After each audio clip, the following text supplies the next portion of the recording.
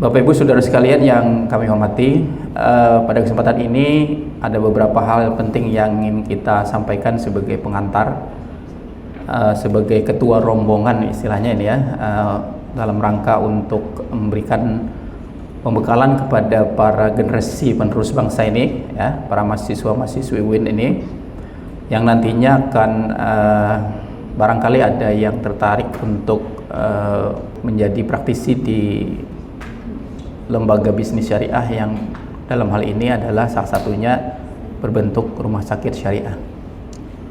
Jadi di SNM UI itu ada istilah lembaga keuangan syariah bank, yaitu bank syariah, ada istilah lembaga keuangan non bank, yaitu istilahnya ada disebut misalnya adalah koperasi syariah, kemudian juga ada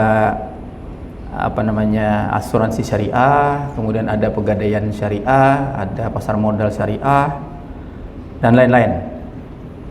Dan kemudian juga ada istilah yang dikenal dengan lembaga bisnis syariah atau disingkat dengan LBS.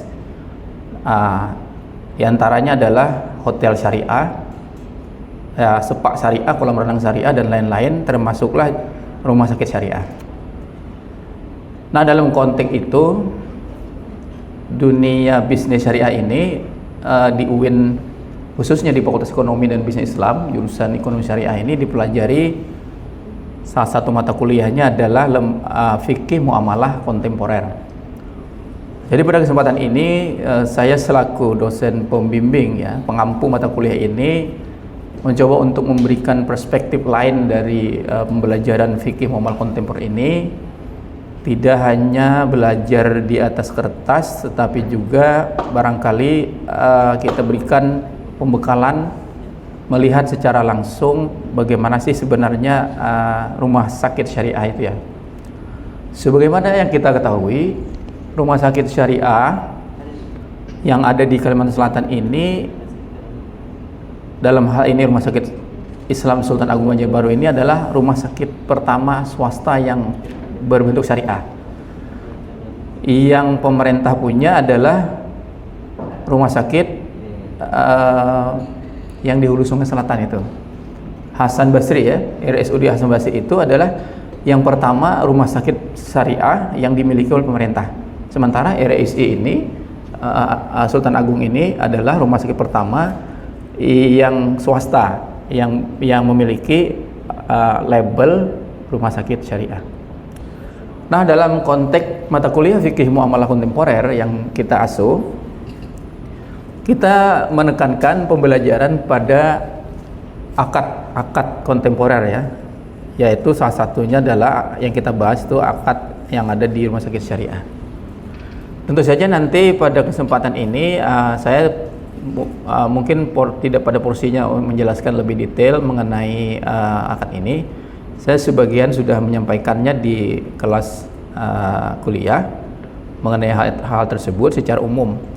Namun ada lebih baik pada kesempatan ini nanti pihak Rumah Sakit Sultan Agung Banjarbaru, terutama dari Komite Syariah, mungkin nanti bisa menjelaskan lebih detail, lebih mendalam, supaya anak-anak kita bisa paham sebenarnya akad-akad syariah apa saja sih yang digunakan di RSI Sultan Agung ini.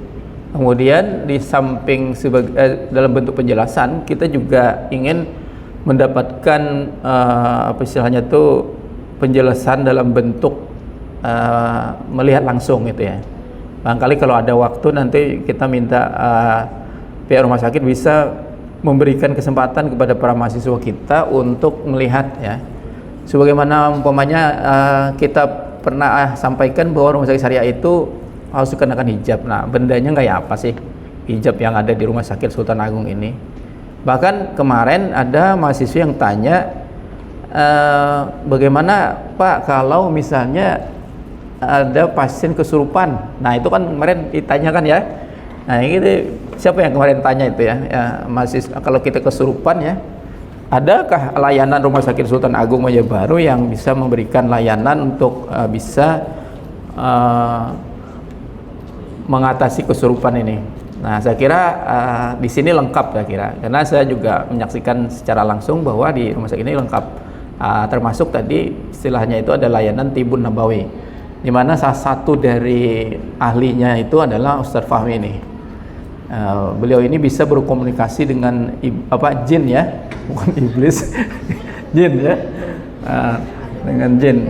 Bisa berkomunikasi dan bisa berbicara langsung. Kalau mau prakteknya bisa nanti kita kalau ada waktu kita minta Dr. Sujud dan Ustadz Fahmi menghadirkan ahlinya yang bisa berkomunikasi dengan berkomunikasi dengan makhluk gaib yang ada di dalam tubuh kita.